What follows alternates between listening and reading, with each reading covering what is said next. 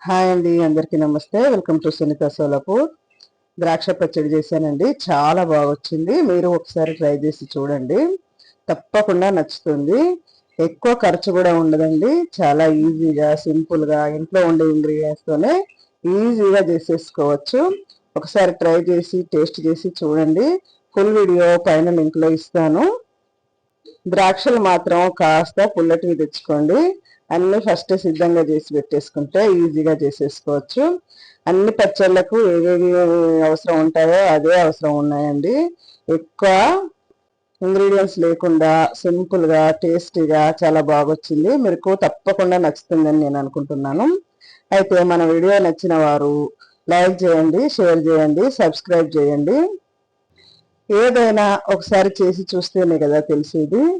చాలా టేస్టీగా అయితే వచ్చిందండి. మీరు తప్పకుండా ట్రై చేస్తారని అనుకుంటున్నాను. Thank you for watching. Thank you so much. Full video పై లింక్లో ఇస్తానండి.